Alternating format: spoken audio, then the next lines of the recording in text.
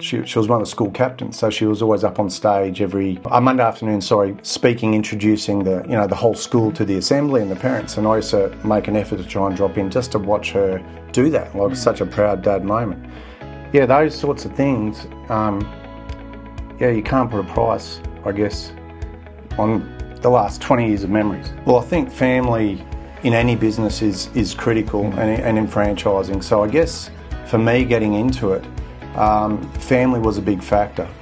So welcome to the Gyms podcast. We've got a very special guest who's flown all the way down to Queensland. He's braved the cold and come down here. And Brett was actually one of our first interviews we did on the podcast, I think 4 or 5 years ago. So it's been great to see his journey and also to catch up with him now after 20 years in business doing the Gyms Pool Care division. So congratulations on that, Brett. So thanks, Joel. Yeah. How's it been overall for you? Yeah, well, first of all, you've come a long way. Pretty impressive. We have. What you've done. Yeah. And a big thank you from myself and all the other divisions for all the hard work you've done over the years, I appreciate it. Thank you. You've really helped grow the Gyms brand nationally, and all the divs think very highly of you, so thank you very much. Thanks, Brett. Appreciate it. Yeah, you can either leave that in or edit it out. I'd like you to leave it in. Please leave it in, because it's genuine. I appreciate it. But so 20 years ago, I still can't believe it, because often when you start a job or a role or an idea, you're not thinking 20 years ahead. But I guess I've just, for whatever reason, loved the journey and enjoyed it. Every year's been a challenge, to work out, I guess, what you're going to do as far as growth goes, especially when we got into the franchisor and divisional role. But also always trying to think of innovative ways to help franchisees make their businesses better, stronger, more profitable.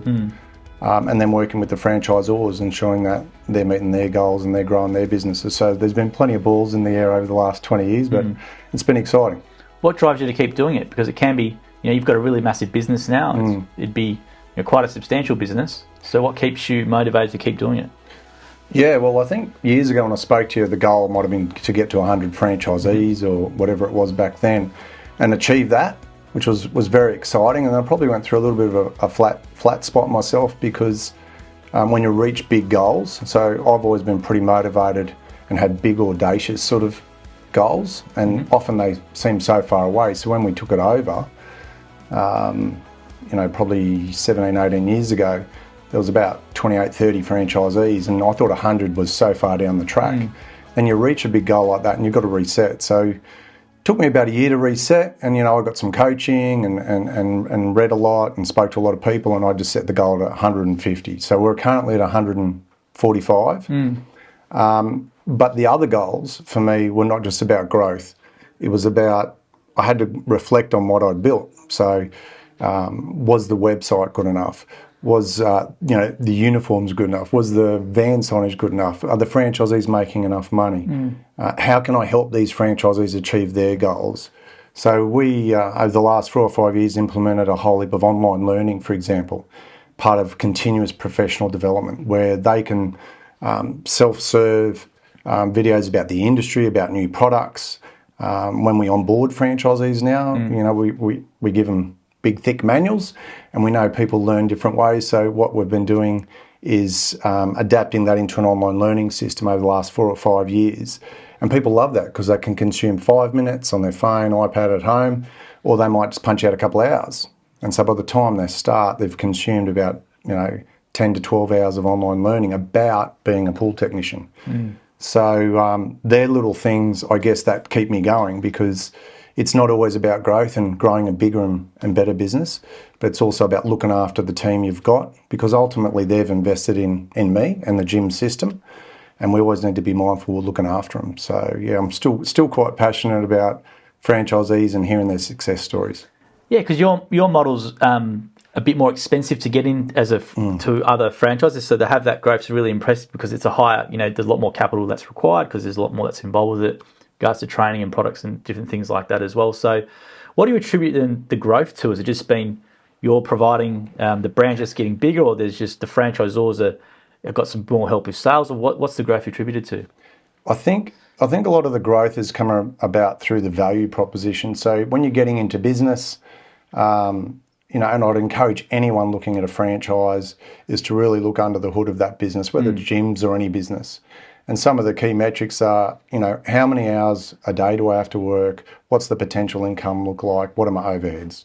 So when you think about pool care, we've got multiple revenue streams. So you've got your hourly rate, so swapping time for money. They're a common business, a common franchise is swapping time for money. But we then overlay that with, we go out and we test people's water. So now we're selling pool chemicals at retail margins.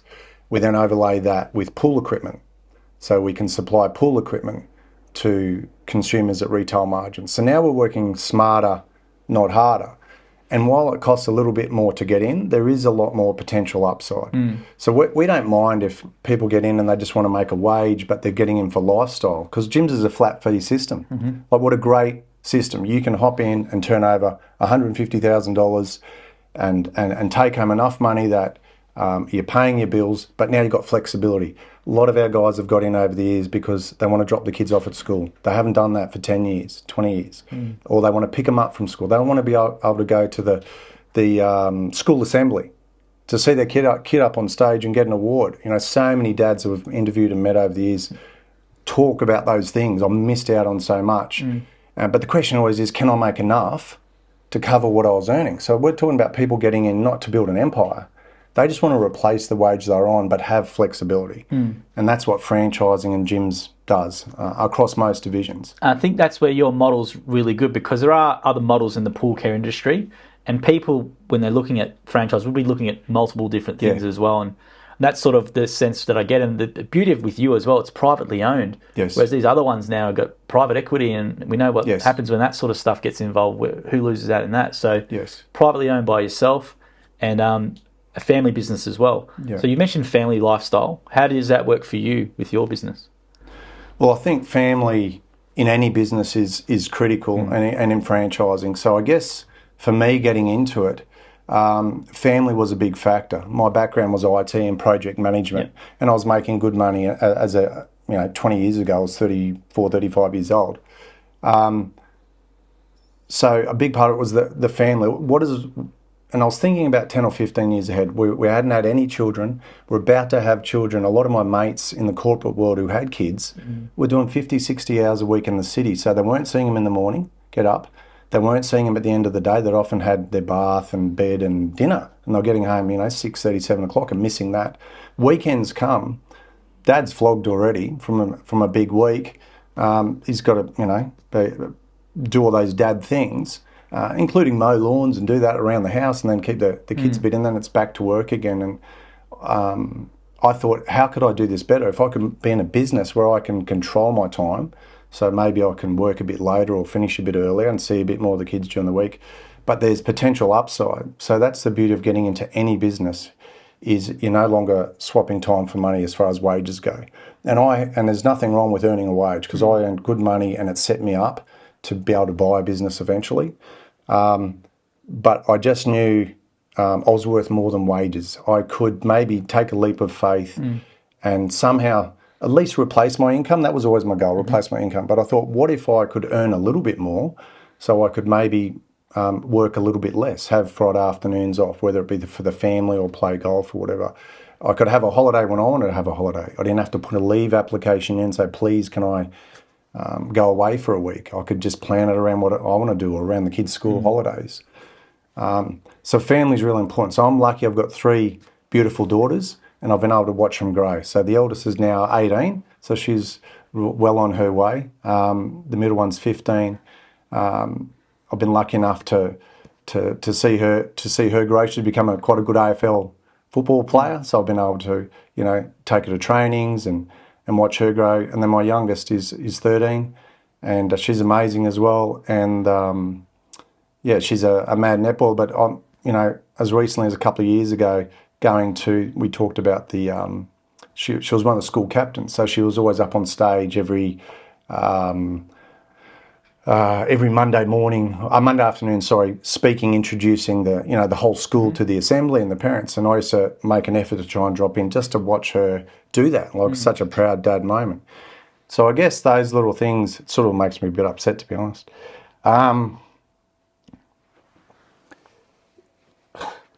Sorry, Joel. Nuts. yeah, those sorts of things. You can't put a price, I guess, on the last 20 years of memories. Then I didn't think I'd get choked up about that. Yeah, just been around you, been having access to your children to watch them go on their journey, right? Yeah. Because ultimately, all the money you earn, all the nice things you have, the family is at the core of that. So whether you're religious or whether you're not religious or anything like that, that doesn't matter, because if you've got a family unit that's happy and you're providing for them and you get to be there on their own little journey, I think that's pretty powerful. But you also had the courage to take the step. Yeah. And I think a lot of people listening to that can relate to what you're saying. They might be in the corporate world and they still can't pull themselves to do it. So what would you sort of say to them? Because it can be a very scary transition, and you've been through a really good salary and your identity is linked to that job as well. So, when people ask you, what do you do and who you are, you have that identity and that your title and all that sort of stuff. And it's very hard to pull someone's self to a completely new industry. Yeah. So what advice would you have for people to do that? I guess it's just being really clear on what you want to do. Like at 35 years old, I'd had enough. I just knew there was something else out there for me. I was lucky that I was financial enough to take a leap. So I'd encourage people looking at getting into business or looking to get into franchising or getting into Jim's group is to have a think about, I guess it's cliche, the why. Like, why do I want to do this? Have a look at your financial situation. Is your partner working? Will that give you a bit of breathing room for 6 to 12 months to maybe hop into a business and try something out? And then, go out on the road and try a few things. Jim's is great like that. Most of the divisions, you can jump in a van, go out for a day and see if it's for you. Go out for a couple of days. Go out with a few different guys, make some phone calls. We're very lucky like that. We try and be very transparent at Jim's. We want anyone coming in to buy the business. We try not to oversell the business. This is the opportunity. It's going to be quite a challenge for 6, 12, 18 months. Meet some other guys that have done it before you. Find out firsthand what it's like, and if it's still for you, we'll be 100% behind you with all our Jim's resources to try and make sure you're successful. So for those people thinking about it, it really just starts with the first phone call or an email. Just make the inquiry, start the ball rolling, inquire. Be smart about it. Yep. Don't dive into anything, but be smart about it. But just inquire. Just if it absolutely ticks a few boxes. I recommend as well. We do have a lot of interviews with pool care franchise owners, which is a good one to watch because we have a guy who used to be a detective, and we have a few other guys as well. Jason's a great one. We have Day in the Road we did with Adam Post, which was when you said the story about your daughter, about that, he said the same story in the vehicle as well. With the construction manager wouldn't let him go and take a day off, and that was it for him. And he hasn't looked back, and he's earning great money, a lot more. And that was the push that did it for him. But I think, and with a lot of your guys who I've interviewed as well, they do financially very well. Yes. It's something where if you do call up, you can ask them and they'll tell you. But most of them, I would presume, have far exceeded what their previous wage was, plus they get the lifestyle benefits. So question for you is about the wages versus the business income, because everyone's always like, how much do I make? And I presume you get that question all the time. So do you want to just talk about, we can't offer any guarantees, but like what's the actual potential revenue, or maybe you can give us some case studies of some people who have come in and of course and what they've been able to do. Yeah, so the classic wages versus business discussion is always, can I replace my wage? Most inquiries say, can I replace my wage? And I say, how much are you earning? They say, I'm earning $100,000. And I say, is that after tax? No, then there's some tax taken off. So they might end up with $70,000, $75,000. So as you said, we can't guarantee what they're going to make. There's a lot of variables. So, their enthusiasm, are they going to follow the system? There's other variables depending on the division, is the climate and what's going on work-wise. But so we very rarely will say you can earn X, right? Because we just don't know, and that's part of franchising. So if any franchise system is saying to you, we guarantee you're going to earn $500,000 a year, you want to probably look a bit closely at that. But what we can do is introduce you to franchisees that have done it. So that means have a chat to this guy. He turned over $150,000 in his first year. He turned over $200,000 in his first year. We've got guys, turned over $250,000 in their first year. Now, that's not profit, so make sure, our viewers are clear on that. It's not profit. There's expenses and cost of goods all come off that. But on the upper end of things, 2, 3, 5, 10 years down the track, we've got guys getting close to turning over $1 million. So we're going to have some $1 million pool guys. That's great. Gross turnover in our business in the coming years. And they've got, 3 or 4 vans on the road. And these are franchisees that are paying one set of franchise fees. And so a flat fee. Flat fee. Yeah. So the guy who's turning over close to $1 million is paying the same as the guy who's turning over $150,000. He might be taking a few more leads, so there could be some additional costs. But what an amazing system. It's up to you somewhere between there and there. You decide how big you want your business to grow. Your fees are, give or take, pretty close to a fixed cost. So everything else you can work out. But again, it's about asking questions. And I was going to say, the ROI in the business, I think, is amazing, because if you look at other franchises, and people might look at QSR, which is a quick service restaurant franchise, and you look at the cost involved and all that sort of stuff, and then look at the ROI for Jim's franchise and pool care specifically. Like, if you've got a guy investing what they invest for the franchise and they're turning over that in their first year, like, that's unheard of ROI compared to site-based franchise and all these other ones as well. People sort of, they believe it's too good of a deal sometimes, because that's sometimes I hear from us when we promote this flat fee model, and then first year revenue can be this and this, and people just think, what's the catch? Yeah. So do you want to talk about that in general with franchising? Because I think there is sometimes a negative connotation around franchising. It seems to get picked on in the media, unfortunately. There's way more, they'd like to focus on the negatives as opposed to the good side of it. So why is franchising, in your opinion, a good option? And what would you sort of say to someone who might be a bit sceptical about franchising in general? Yeah, well, the power of franchising is really the ability to quick start a business. All the instructions, all the steps are laid out. Depending on your division, someone's possibly even done it before you, whether it's a division of 5, 10, or 20 franchisees who have done it before you. That division will be refining that system. Each time a new person starts, each time a person launches a marketing campaign, they'll be learning from that. So we've been learning for 20 years in pool care, refining it. So we know if someone jumps on board and pulls the trigger on our local area marketing plan and grinds it out for 12 months, we know, give or take, that they're going to be earning reasonable money. Always caveated with we can't guarantee it. But if you speak to enough people in that area or across Australia, but I always say talk to people in the area and ask firsthand, what did they do that was the secret sauce to getting to where they are? And ultimately, it's just hard work, right? We'll do our best to generate as many leads as we can. We do Google campaigns, Facebook campaigns, and all that sort of stuff. But our job is to get the new franchisee to the door and then win the customer over with great customer service. And then we're a repeat service business. So we want to come back every 2, 3, 4 weeks, forever, right? So we've got customers now. Speaking to a guy last week, he's got customers coming up to 15 and 18 years. Now, average service is sort of $130 to $150 a month. Times that for 15 or 18 years, right? Was it worth looking after the customer for that first visit? Was it worth knocking on that door to see if this customer was interested in some business or putting the flyer in the letterbox? Because sometimes it is the hard work. It's not just relying on the gym system to generate the leads. You need to spend more on Google AdWords or Facebook, Brett. Well, no, we don't. What are you doing in your local area? Please just follow the system. Get up and go and meet some people.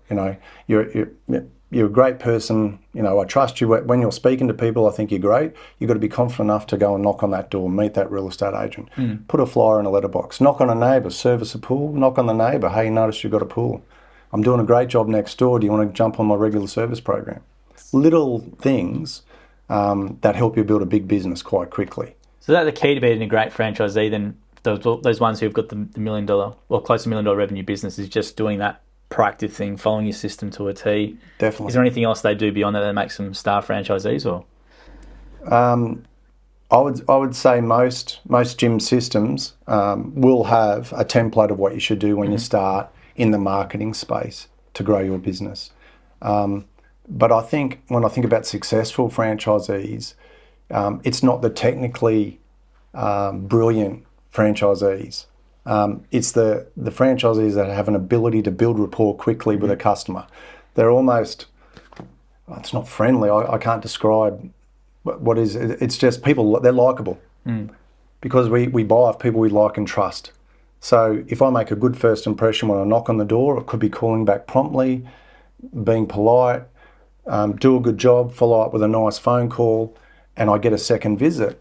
And then I put effort in for the first 3 or 6 months with that customer to build rapport.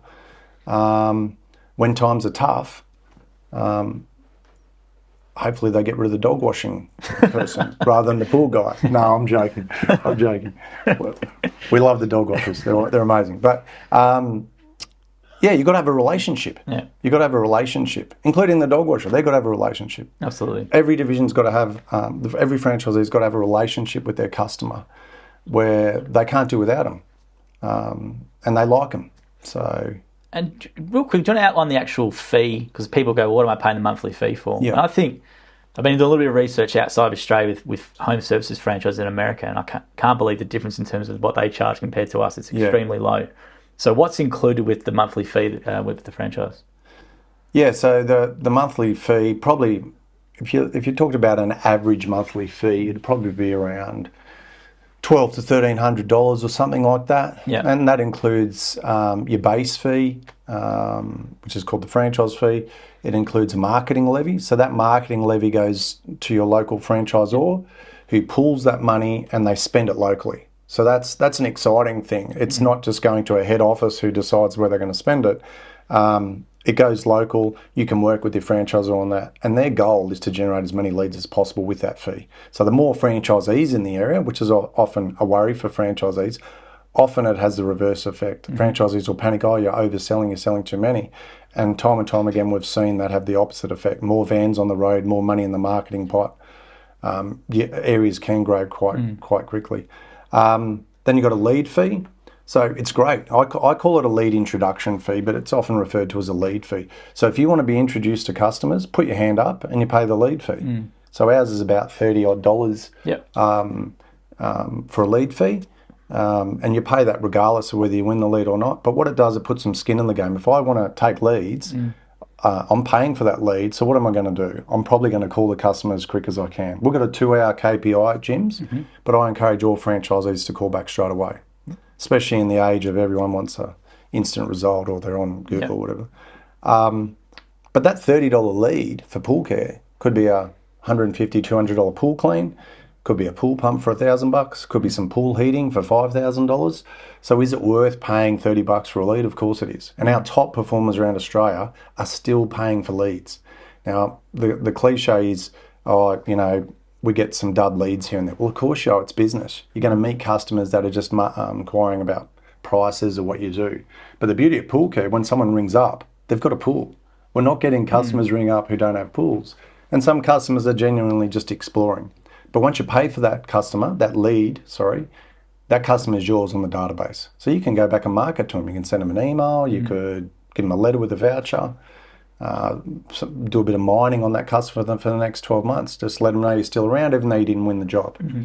So, and then there's a couple of other smaller fees that get up to about that $1,200, $1,300 a month.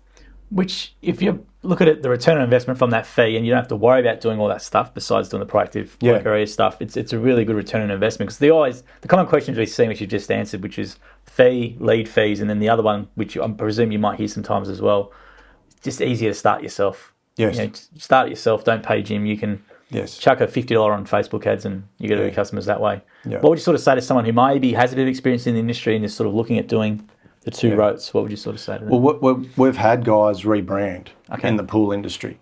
So they've come across, they've been doing it themselves. And in speaking to them, it's a challenge to generate new leads.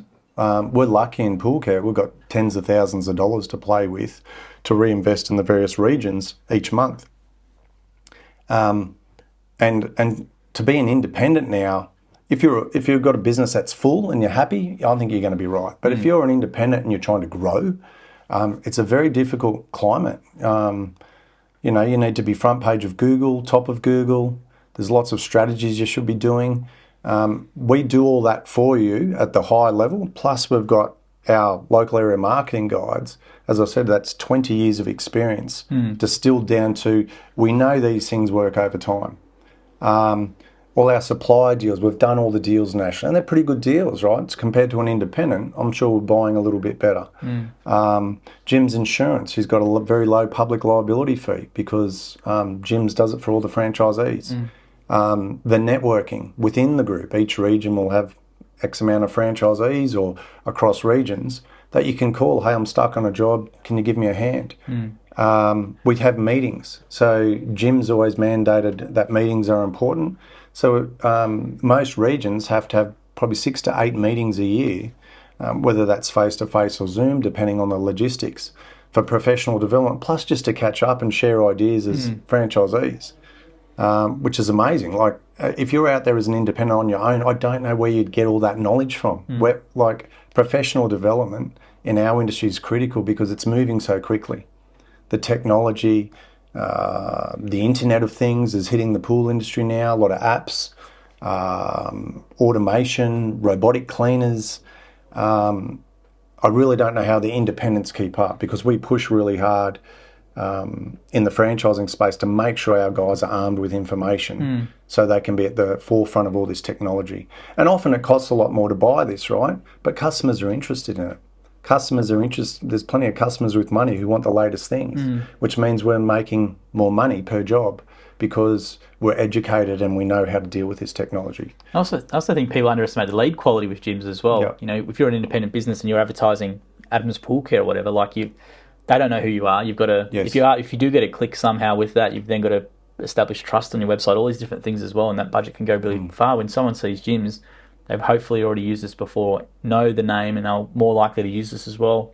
And it's generally, from what I can tell, anyway, a better lead anyway. Yeah. So you're not going to have to be try and convince them too much if they've used gyms. And I think from a lead quality perspective as well, people underestimate the gym's leads. And there's a really good video people should see online. It's called Mike Andes is from America. Yeah. And he says, I think it's Mike Andes loves our lead fees because he couldn't believe how cheap they were. And he went through the whole conversion funnel with stuff. Because in America, they actually make their franchisees do their own advertising. Yeah, right. So they have to run their own Google ads and Facebook ads. And he showed the true cost it was to actually generate a converted paying customer. He basically said to Jim, you should be tripling your lead fees or quadrupling your lead fees based on what it actually costs to acquire a customer. So your lead fee, what you mentioned before. Don't increase lead fees, Jim. We're not going to increase lead fees. But the cost you mentioned before, no, I get it. $30, and you've got a guy, 15-year or 18-year customer for like a lifetime value from one $30 thing. It's quite crazy, amazing. mate. Yeah. It's tens of thousands of dollars because they put their hand up and said, I want to take some leads. And occasionally they might miss a couple. Occasionally it could just be a pool clean for $200, but a $30 lead to make $200 and the opportunity to be that customer's pool guy for their life. So even if they don't come on as a regular, we want to look after that customer and say, anything wrong with your pool? Here's my card. Make sure you give me a call. I will look after you. 6 months later, the pump breaks. Do they risk going to Google and getting out another random pool guy? Or do they say, Brett, that last guy that came here was a good guy. We've got his card. Let's give him another go. And all of a sudden, that repeat business for one-offs and regulars is what grows an amazing business. But you mentioned trust. I think more than ever, consumers are driven by trust. That's why referrals are so powerful. That's why Google My Business is so powerful. No one wants to make a bad buying decision nowadays. We're all panicked because you search for anything, whether it's TV, electrician, a pool guy, there's just so many options. How do I make an informed buying decision? Well, I'll ask friends, I'll ask family, I'll ask neighbours. If I go to Google, I'm probably looking at Google My Business and the reviews. And the underlying tone and all that is trust. So now I'm looking at 3 businesses and one of them is the Gyms Group. We know the recognition of the Gyms Group and how powerful the brand is. So Gyms Group versus Davo versus Stevo. Ultimately, I think there's a lean towards the Gyms Group. So we're very lucky in that we've got such a big, strong, powerful brand. And I'm not saying there's not amazing independents out there. I've met plenty of good independents. Even our competitors, I get on very well with our competitors. They've built some great businesses as well, and I like talking to their CEOs about what they're doing and how they've done it. But I think the power of that Gyms Group brand across 50, is it 50 divisions? It's always changing, but we always go at 50. We'll go at 50. Across 50 divisions, so many vans out there and people in backyards doing great things. That has to account for something. In the weight of that monthly franchise fee, what is that brand worth and how many leads could that bring me? It's a great point. I think the brand worth, we underestimate it a bit because we work in it so much. But, people meme the gym's logo, and I think that's a good thing. And that's, you got Bunnings, you got Dan Murphy's, you got the gym's logo, and it's like a pop culture icon almost in Australia, which you get access to for a really low amount of money. Everyone knows Jim. And all the younger generation that's coming up, they all know Jim. They love Jim on TikTok, all these sorts of things. You can see stickers flying around, which aren't endorsed by us, but I think it just shows the true brand strength, and it's how it's an Australian icon of a brand. Yeah. I think moving forward as well with everything that's going to be happening in the automation, AI space as well. Definitely. I think trust is a massive thing, and I think Jim's is in a really good position. Yeah. I've seen a lot of those memes, Joel. There's some we can share. There's some we can share. There's some we can some we can't. Yeah. But, my daughters, we played a game last year. I'm trying to remember which one it was. Is it a logo game where you get the logo game? Yeah. Jim's, and it was against some pretty major brands. There was Coca-Cola and Schweppes and Cadbury's and all these brands, and Jim was in this, an international game. It's a logo game. Obviously, Jim's Monopoly. Yeah, that's true. We've got Jim's Monopoly, but don't show Jim. You might want a royalty. Yeah. But we do have Jim's Monopoly as well, which Pool Care's on. But I was going to say as well, with your division, so you're 150 franchisees, you want to get to 200. How can you do that, or what's your plan to do that? Yeah, well, I guess what's happened over the last few years is we have had really good growth. The growth has been in the resale space, so we're selling more franchises than ever the last few years. But we're also reaching a level of maturity in our business where we've got guys in their 60s now retiring out. So, which is great for the guy exiting. They get to sell their asset that they've been building up for, 5, 10, 15 years. Great for the buyer coming in because they've got a ready-to-go business. But the growth in the new space is where we want to be at in the next sort of 2, 3, 5 years, because the number of unserviced leads in pool care is increasing year on year in certain areas around Australia. So we want to work in those areas to find good people who want to take a risk and learn more about pool care, and then if they want to go ahead, get them into those locations. So, we've got Perth, Sydney, definitely down in Melbourne, Brisbane, there's Central Coast, amazing locations, Sunshine Coast, Gold Coast. There's all these amazing locations where we do have some limited opportunities, more opportunities than others, and even still some resales that are available. So I believe I think we've got about 12 regional franchisors. If they sell 1 or 2 a year, over the next 2 or 3 years, we're at 200. But we want good people. Like, we're looking for good people who are genuine about growing a good business for themselves, and want to fit into the team culture we've tried to build here at Pool Care. Yeah, you've got a very strong team culture from what I can see online. People can go to the Facebook page and see all the conferences and the meetings and stuff. It seems like a very unified, everyone's on the same page group. It's a really good to see, actually. Yeah, we want franchisees that are happy to give back, I guess, and help each other. So when a new guy starts, the local franchisees may help in some training. We provide each guy's numbers, so when they start, they can call any of these 5 or 6 guys. We'll get the meetings. We have the meetings. We're trialing different things too with technology in different regions. So we've got little WhatsApp groups now. So technical WhatsApp groups. So the region might have 15 or 20 guys in it, and I'm at a job with something unique. I take a photo and I share it, and all of a sudden I've got 10, 15 year veterans replying back in minutes saying, "Hey, do this." That's very powerful as a new franchisee to have that level of support. Yeah. Whereas, go back 10 years ago, you go out the van and you'd look up a manual. So it's all sort of that real-time support. Yeah. We're doing videos. Some of our suppliers now are doing online training as well. So they release a new product. In the old days, you literally got a manual that you had to read through. They've realised that, guys in particular learn differently. So they just send out a 5-minute online learning YouTube, and the guy can watch that and in 5 minutes understand this latest product. And why is the pool care a good industry to get into? Because a lot of people I've interviewed from your division completely unrelated, like Yeah. no trades background. Like, we had policemen. I know there was a lawyer who came through training as well recently. We've even had a son come into the business, which I think is a great thing to mention, because I think that's a really good sign for a franchise system. But why the pool care industry? I think it's an amazing industry. We're very lucky that the pool care is an amazing industry in that you're outdoors. Obviously, you're sun safe, but you're outdoors. So we call it an office by the pool, right? You've got labour, you've got retail, you're mobile, so you're not fixed to and we've explored pool shops and done pool shops in the past, and nothing wrong with good pool shops when they're set up right and they've got the right people and right support. But mobile, you're working from home basically, or out of a shed. A lot of guys hire a little shed, and that multiple revenue streams. But as an industry, I'd say it's a bit of a fun industry. We go to trade expos. I speak with other large franchising pool industry businesses, and we'd all agree it's just a great industry. Like, it's, I don't know. There's a lot of happy people in the pool industry. I think it's sort of an unkept, it's a secret where people don't really think of it initially. But you meet anyone I speak to in it has been there for a long time. Like, a lot of your franchisees have interviewed, been around for a very long time, and they're all happy. Yeah, we have pretty good retention. Yeah. Like, the guys, I've met plenty of guys over the years who will say, "Oh, look, I'm thinking about just doing something for 3 or 4 years and just see where I'm at, and then I might get out.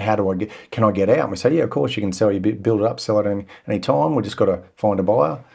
And 10 years later, they're still in it, because it's that ability to sell something else besides your time, which means you don't have to work the big hours to make reasonable money.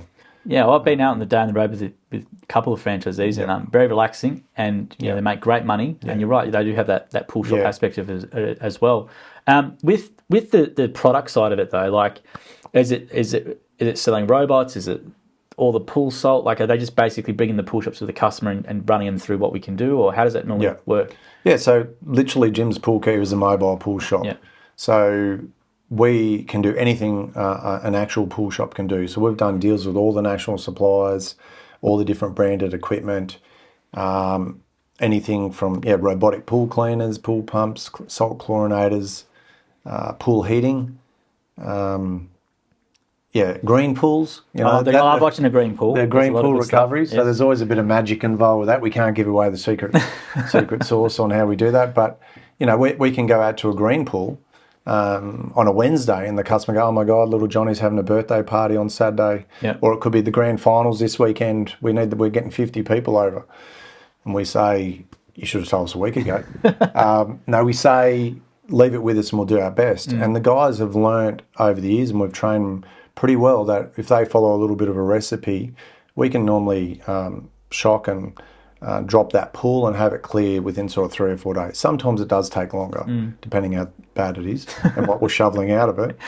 But and it's not cheap sometimes for the customers, but they're focused on the outcome. Like, I can't do this. Is there any chance you could do it? And I've got the deadline on Saturday. I will pay anything for you to do that. And if we can help them out and do something in a timely manner, maybe have to juggle a few jobs around so we can spend a bit of extra time there. We love those outcomes. And customers literally say to us, and on reviews, I'm just amazed what Jason did in 3 days. Our pool looks amazing. We had a great kids party. Thank you, Jason, sort of stuff. And I love reading those sorts of reviews that one of our guys went out of the way to help a customer. And I love hearing that. And I see a lot of the stuff online as well. You've got 2 of the biggest pool care accounts in Australia under you, with Jason and Brad, which I think is amazing. I think I actually looked at the view numbers on Jason's videos. He's got 683 million views on his TikTok account with pool care content. I couldn't believe it. Retired cop, and he's now got the biggest TikTok account in Australia for pool care. I couldn't believe he's very popular. He goes through stages where he's a bit exhausted by it, but occasionally he'll fire up again and keep doing it. But that was a trial we did a few years ago, and Jace, to his credit, put the time in. And has a slightly different style to Brad. Yes. Brad's style is different, and Brad's often educational and all that sort of stuff. But both of them have embraced the technology of putting themselves out there. And as a trial, I was very supportive of that, because it's subliminal branding. So we decided they wouldn't be Jim's Pool Care pages. They could do it under their own names.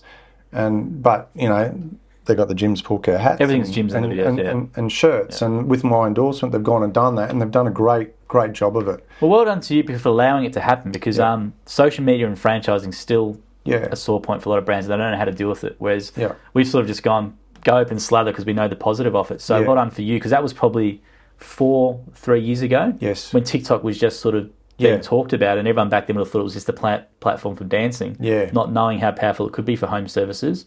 So what are your views on what they've been able to do with it? Because I think subliminal branding as well, and the amount of exposure they get on those videos is quite ridiculous. Like, I think he had one video with like 43 million views or something, which is organic for something that took 5 minutes to do. It was amazing. So it's credit to you as well for allowing them to do it, because that's not something, because a head office can go bang, has the right to do. It's a challenge, because I'm very mindful of all the franchisees. So when you buy a franchise, you own a territory, and we say you can do whatever marketing you want in that territory. The franchisor will do the rest with the 131. You can do whatever you want inside the territory with the 131 and your local number. So when, many years ago, because I've been doing this for 20 years, Facebook and other websites started coming up. It was a real challenge how we got the head of it, how we can encourage a franchisee to make an effort to do something in that space that's not going to impact someone else's business. So we're big on Facebook posting and advertising. So we spend a bit on the Facebook advertising and that, Instagram. You do a lot of your divisional. So I just point out to people, so Brett's responsible for the divisional accounts, which is like Instagram, there'll be Facebook, TikTok, YouTube, all that sort of stuff, and you pump a lot of content into there. And then you've got some franchisees who are franchisors as well, who do you give them their permission to do local generated content on their platforms. And I guess that's where I was getting to is, I think I'm one model in that the franchisors around Australia manage Facebook page, Instagram accounts, TikTok, that help their local franchisees. So we encourage franchisees to contribute to that. So if you're in the gym system and you are taking lots of photos and you have content, I'd be sharing that with your franchisor to help them grow their pages. And then other divisions in gyms are allowing individual franchisees to do it. And, I want to see more data around that. So I don't mind that model as well, as long as the franchisee gives that page some love and makes the effort to post and maintain it. I think that can work for some divisions. But our division's probably a hybrid, so I'm very supportive of it. The measurable stuff is still a little bit unknown, but when you're getting, hundreds of thousands or millions of views on things, there is that ongoing branding. You've got to maintain the brand. Coke and McDonald's, they're still spending tens of millions of dollars a year because they know they've got to keep maintaining the brand.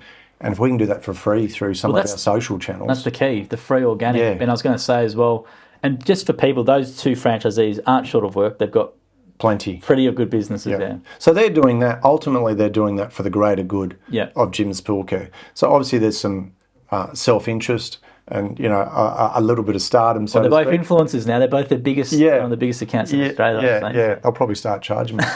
But they're genuinely doing it to give back. So to give back to their communities that are following them, because they're like that, these guys. And if they generate some additional work for the Jim's Pool Care guys nationally, that's a bonus. And I appreciate the work that they put in. Anyone who goes above and beyond in any business or system needs to be recognised, because it's really easy just to worry about me. And I understand that, because some people are busy, and I'm part of a franchise system because you guys have to do everything. But we notice as divisionals and franchisors, those franchisees that give back, they'll train someone, they'll hand off a job here and there and help people out. We notice all that stuff, and we want more people like that. And that's a great point, because I think when someone looks at a franchise option, because you own the division, you can essentially, you're allowing that sort of stuff. Whereas I think with other systems, which are a bit more rigid and there's a bit more corporatisation in there, it's never going to happen. So we're very lucky that you've allowed that to happen, because I think it's an amazing thing for the division and for the group overall. And credit to Brad and Jason, who've got the biggest pool care accounts now in Australia. You're right. I don't know why Jason doesn't charge fees for influencer videos, or Brad as well. I'm sure he's on the verge. I was going to say as well, with you, how do you manage your business? Because is it just you and Kelly running the head office for Jim's Pool Care, or who else is involved? Yeah, so the other part I talked about, being around the kids, being a husband and a business owner can be complex as well. So I admire all the guys that have come in and brought a business with the weight of the world on their shoulders, because most guys by nature are providers. We want to provide for our families or provide for our wife. So for me, I was in the same boat. So I had a good IT job, and here I was going out buying a business with no customers. I think there was 8 or 12 Jim's Pool Care franchisees in Australia. And I had to explain the common sense behind that to my wife, which was tough.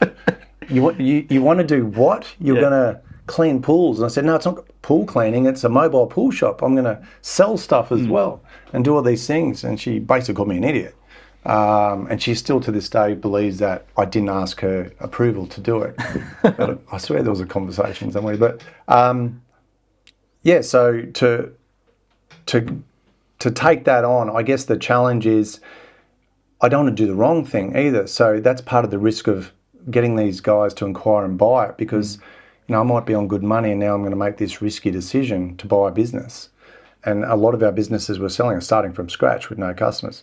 So you need your support of your partner. So we always say to guys inquiring, try and involve your partner early and tell her what's going on. Maybe involve them in the interview process. Yeah. Send them down to gyms, like you run the gyms training down here. Joel, I think it's great when a partner comes along and sees it firsthand and sees what the part, even if they're not going to work in the business, they get to see it and understand gym and gym's culture and what it's all about. But to these wives, I have to take my hat off to them, because the guy comes in and makes it sound like it's going to be an easy journey, but it's a hard grind that first 6, 12, 18 months. And sometimes you get home and you're not as organised, so you might be out in the shed sorting some things, or you're doing some invoicing, and the wife might have been used to you getting home from work and being there and present at 5 o'clock, and helping with dinner and helping with the kids. So you have to keep communication up with, I'm doing this for us. There's a greater good. And sometimes you've got to step back and reflect and go, no, you're right. I'll come home, I'll help you out, and then I'll jump in the office for half hour later on.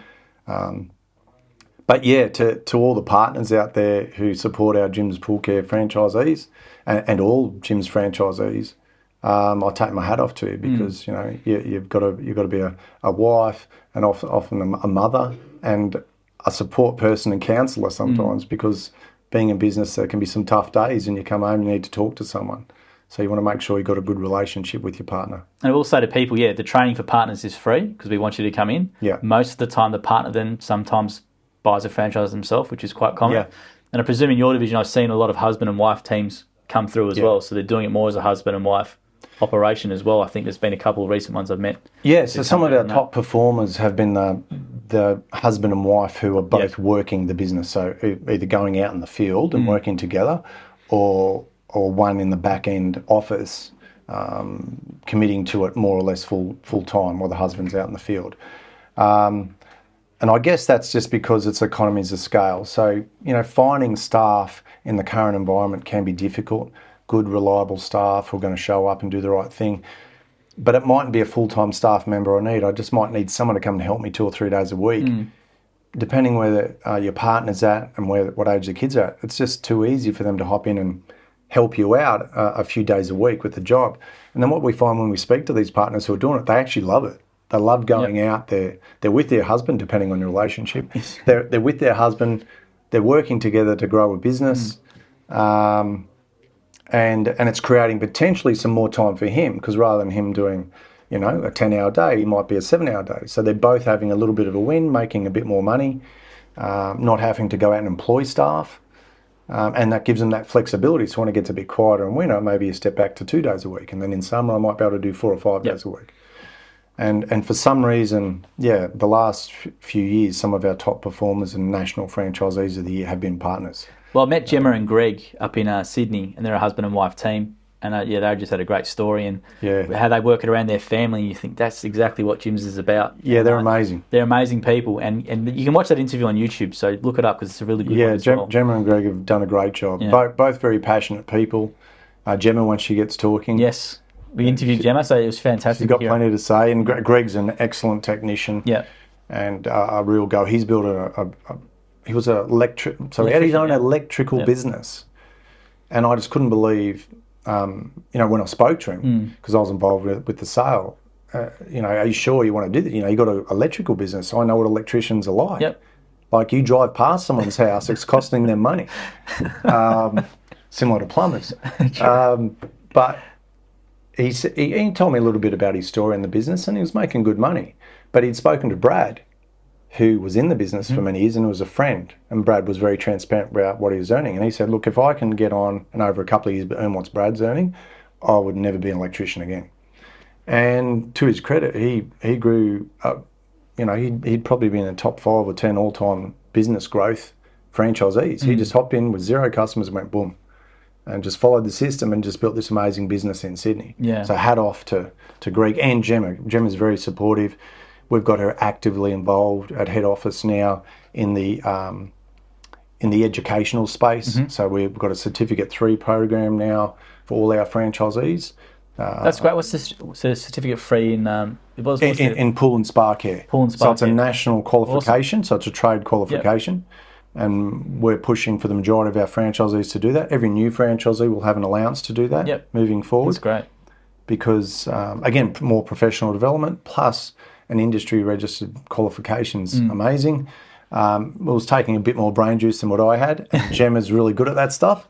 So she's been running with that for about a year or so, and she's excellent in that role. I was going to say, because a lot of the time when the husband or wife or woman, depending on the circumstances, starts the business, a lot of the time they will see how it goes for a bit. Then they'll start helping out here and there. Yeah. The next thing you know, as you said, they've quit their job and they're fully involved with the business. And that's happened quite a lot, because I've interviewed a lot of the people who are doing it. Because they're very sceptical at the start as well, which is why it's important for them to come to the training and go to the franchisor interview, because I think that's really important. But I also will say, husband and wife teams, look up the YouTube stuff. There's all on there what Brett's saying with Gemma and Greg and other franchisees.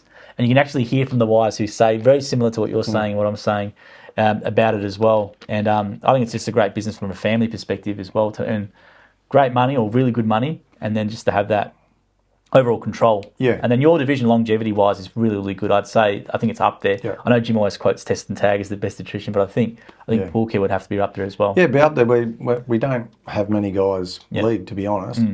Not to say there hasn't been challenges over the years, but even with the partners, and I don't want to sugarcoat it, because even in my own business, Kelly, my wife, who, again, I'll take my hat off to Kelly. She's amazing, and I really appreciate the support over the last 20 years. I couldn't have done it without her. She's been in and out, more in than out of the business. When the kids were young, she had to do less, and we got a bookkeeper and stuff in to help it. But I liked having her in the business, and, to bounce ideas off. And she's definitely has different opinions and gives me a different perspective on business.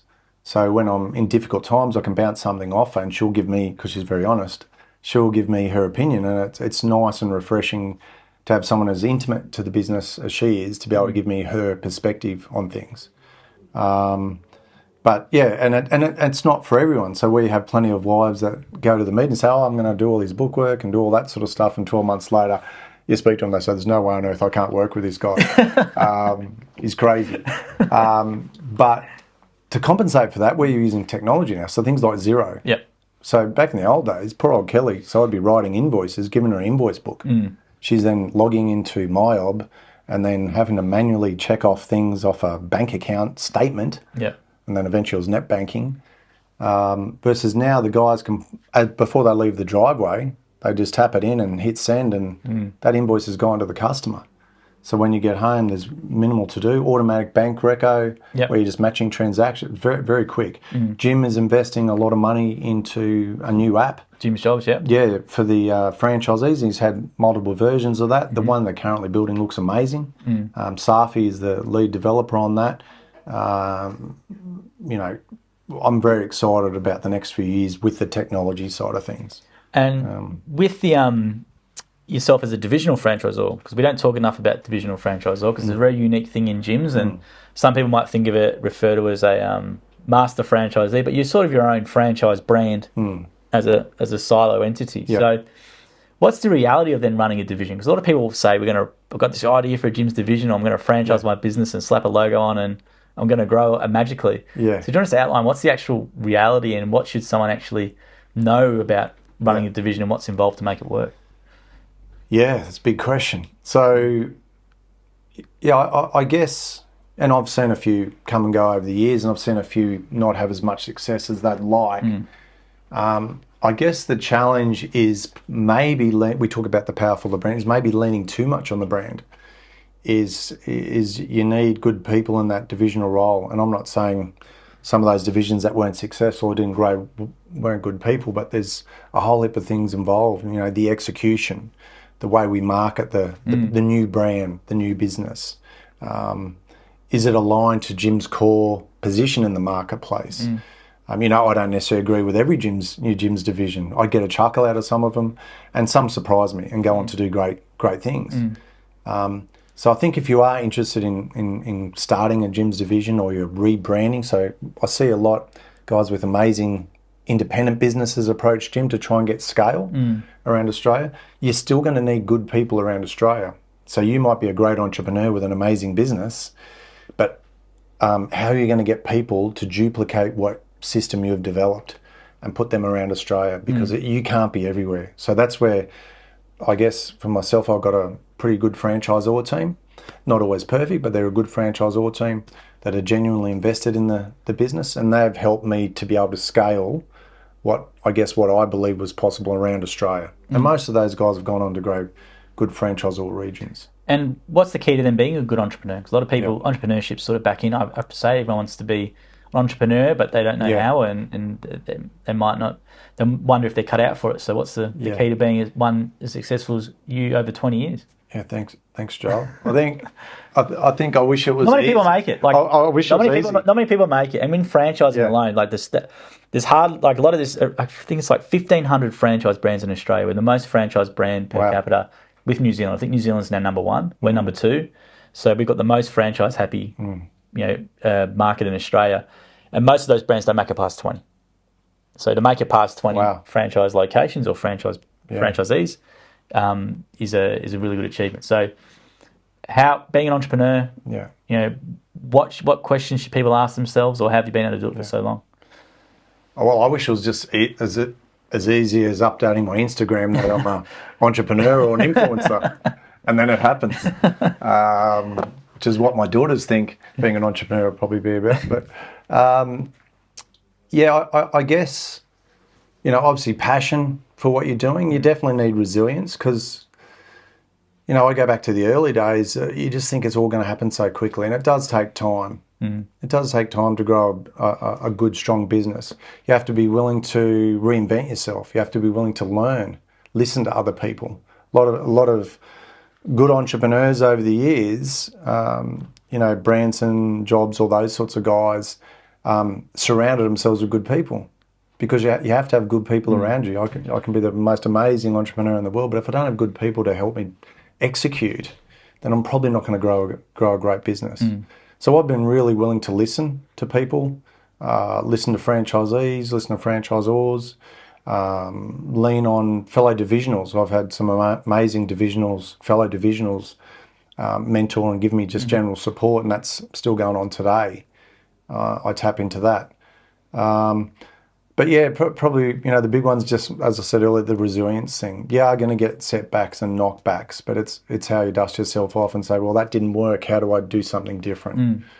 And you've really got to, never give up. But, eventually, sometimes too, you've got to know when to call it quits on something. So I've gone as far as I can down this path. It's not working. I'm going to pivot and do something else or do something that works a little bit better. What's been your biggest challenge then over the 20 years? Has there been a single moment, or what was the biggest challenge and how did you overcome it? I think the challenge, and it's been since day one, is finding good people. Yeah. I know we've got this great business and this great system, but how do I shout it from the rooftops? And every, how many, 1,500 brands or something you're selling in Australia? Yeah, it's a lot. Yeah. So your 1,500 brands are all trying to shout it from the rooftops, saying we're the best franchise. So that's been a challenge over the years for me because, probably for the first 3 to 5 years, I thought we had an okay thing. Like I thought it was great. But now where we are, I think we're as strong as ever. Jim's Pool Care is as strong as it's ever been in the last 20 years. And I know we've got a great system. I know we can bring on the right person, and within 12, 18 months, 2 years, they've got an amazing business, and they're at whatever level that might be. And I believe in it. Follow the system and you can do it. But you have to build a system that, hand on heart, you can say that. So I'm at that point. Call any of our franchisees, call any of the franchisors. I don't care if you're a new person inquiring. We're not going to sugarcoat anything. I'd hope that whether it's myself or franchisors, we're going to tell you it's going to be hard work. But I know at the end, if you stick at it, you're going to have a great business that's yours, and you're your own boss. You can work your own hours and make as much money as you want. And be a lot happier. I think mental health is a big thing of people. I think a lot of people I've interviewed with you, the first thing they say is the mental relief. And that's been a new thing over the last 5 years, especially that I hear from interviews. Yeah, the you've mental interviewed side. so many people, mate. Yeah, well, I had a couple of you guys were detectives who I interviewed, and I can only imagine. I can imagine what they've gone from that to then this. Yeah. It's just the massive extreme in terms of how much more relaxed they are and happier they are. It's really good. We had a few. We've had a few fly-in, fly-out mine guys, FIFO guys, and I think gyms is a big opportunity for the mining industry. Yeah.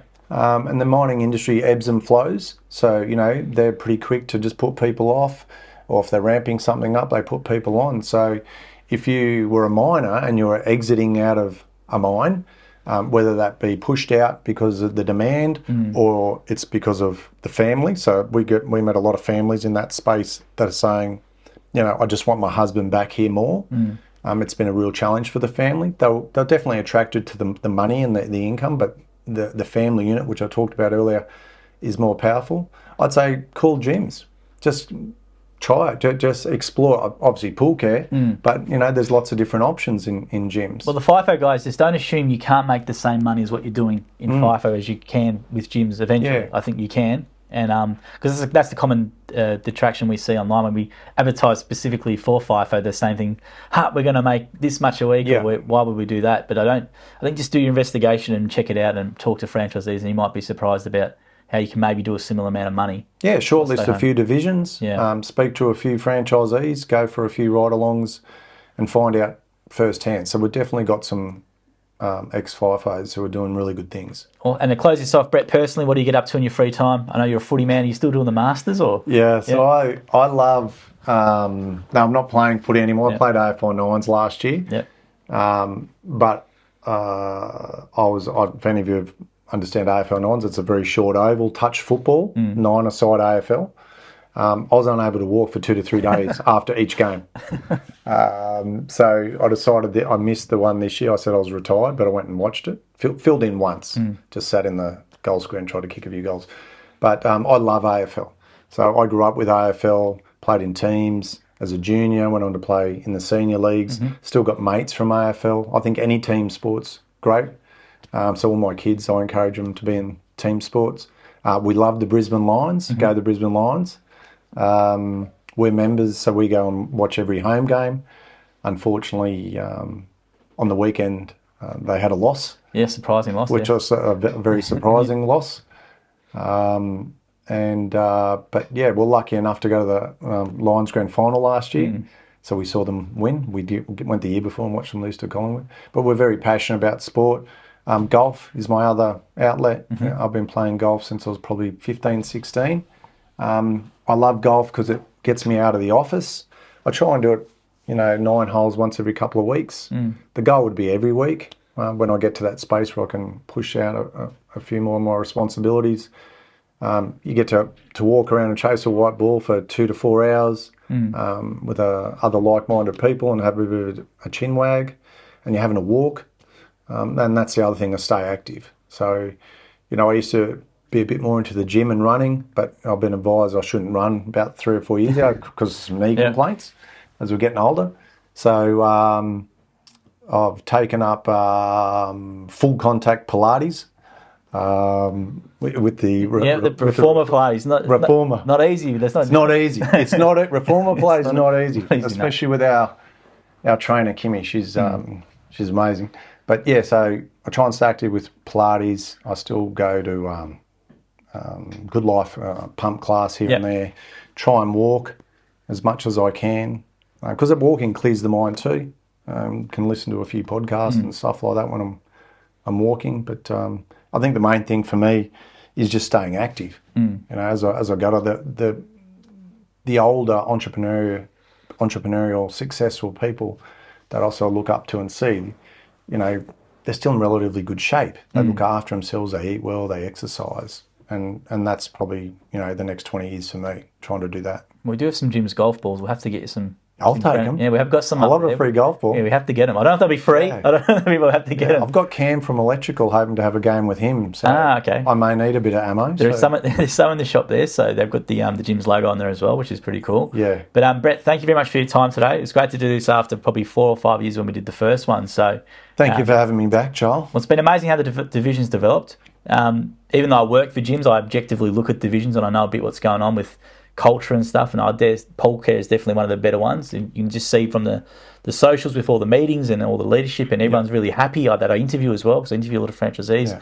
Pool Care guys are all very happy with what you're doing, and that's a credit to yourself and building that division from really small base to a massive base to being one of the largest now in Australia.